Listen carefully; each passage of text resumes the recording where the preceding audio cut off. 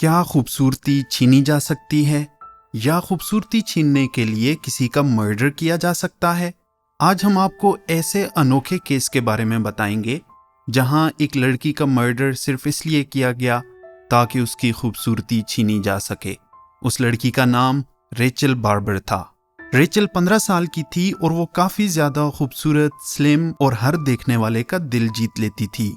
Rachel की family में उसके पेरेंट्स माइकल, एलिजाबेथ और उसकी 2 यंगर सिस्टर्स थीं। वो अपनी छोटी बहनों के लिए रोल मॉडल थी। रेचल जितना प्यार अपनी फैमिली से करती थी, इतना प्यार वो डांसिंग से भी करती थी। पेरेंट्स की परमिशन के बाद उसने डांस एकेडमी ज्वाइन कर ली।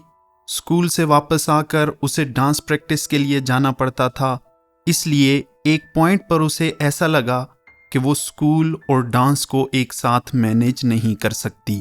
उसने डिसाइड किया कि वो स्कूल नहीं जाएगी और अपना सारा वक्त अपनी डांस क्लासेस को देगी। माइकल और एलिजाबेथ इस पर राजी नहीं थे, लेकिन फिर भी रेचल के काफी ज्यादा फोर्स करने पर वो मान गए।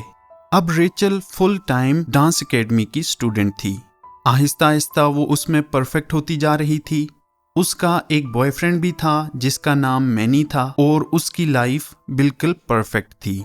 1 मार्च 1999 को रेचल के फादर ने उसे लोकल ट्रेन स्टेशन छोड़ा। वहां से ट्रेन में बैठकर वो डांस क्लासेस के लिए गई।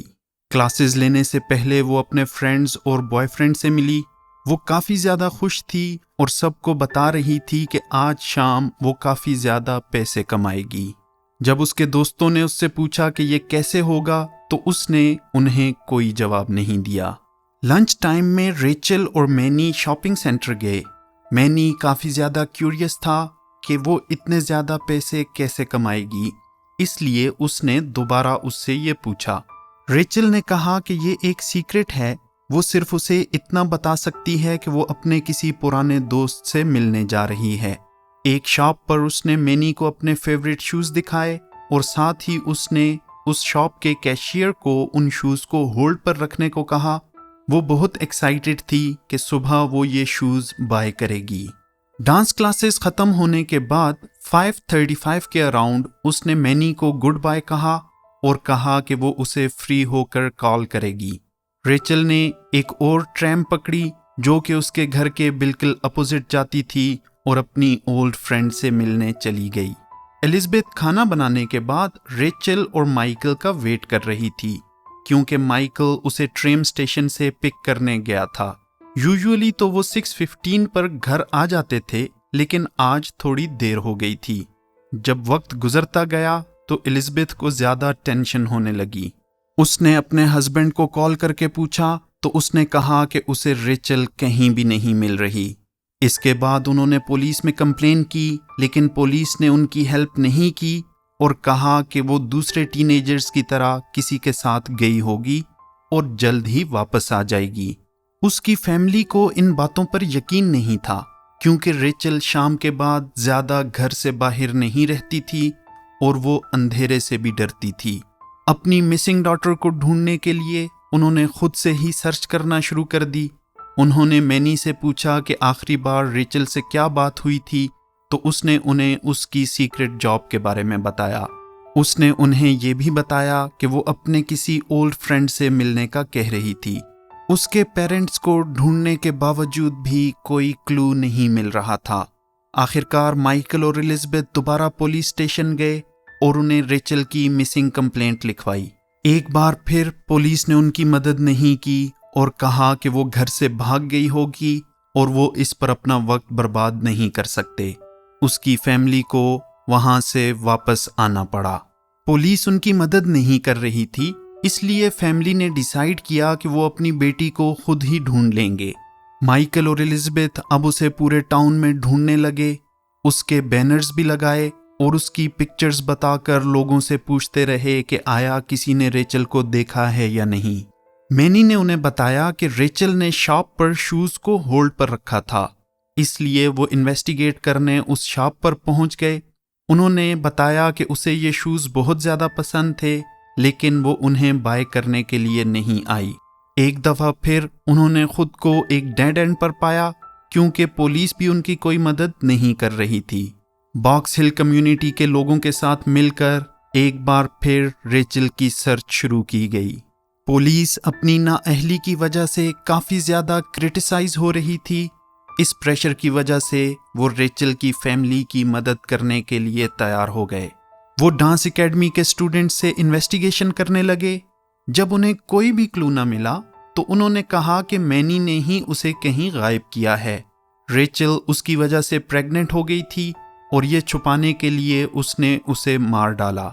मैनी के कई बार डिनाई करने के बाद पुलिस इस कंक्लूजन पर पहुंच गई कि रेचल खुद ही घर से भाग गई है। ये बात मानने के लिए कोई भी रेडी नहीं था, क्योंकि माइकल और एलिजाबेथ अपनी बेटी पर कोई प्रेशर नहीं डालते थे। उन्हें उसके बॉयफ्रेंड के बारे में भी पता था। कुछ ऐसा हुआ होता तो वो अपने पेरेंट्स के साथ शेयर करती, ना कि घर से भाग जाती।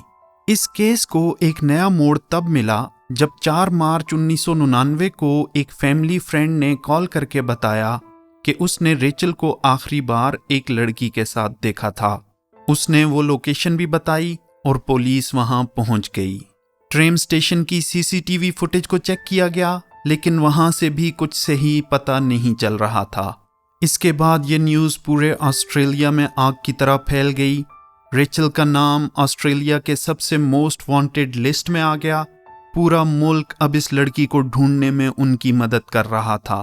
पुलिस डिपार्टमेंट पर भी अब काफ़ी ज़्यादा प्रेशर आ चुका था, इसलिए अब वो संजीदगी के साथ इस केस को इन्वेस्टिगेट कर रहे थे। पुलिस ने जब घर के फ़ोन की कॉल रिकॉर्ड्स चेक की तो उन्हें सबसे ज़्यादा शक एक कॉल पर हुआ। पुलिस ने रेचल की फैमिली को इस बारे में इन्फॉर्म किया। फैमिली ने बताया कि ये लड़की कैरोलाइन है, जो कि रेचल की नैनी रह चुकी है। 5 साल पहले जब वो नए घर में शिफ्ट हुए, उसके बाद उन्होंने कभी कैरोलाइन से कांटेक्ट नहीं किया। फ़ोन रिकॉर्ड से जाहिर था कि रेचल के गुम होने से 2 दिन पहले कैरोलाइन ने उसे 2 कॉल्स की थीं। ये कॉल्स तकरीबन 30 मिनट्स की थीं। एलिजाबेथ को ये बात बहुत ज़्यादा सस्पिशियस लगी। इसके बाद पुलिस कैरोलाइन की इन्वेस्टिगेशन करने के लिए उसकी वर्क प्लेस पर गई। वहाँ के मैनेजर ने बताया कि फ्लू की वजह से उसने छुट्टियाँ ली हैं। लास्ट टाइम वो 1 मार्च को आई थी और ये वही दिन था जिस दिन रेचल गायब हुई थी।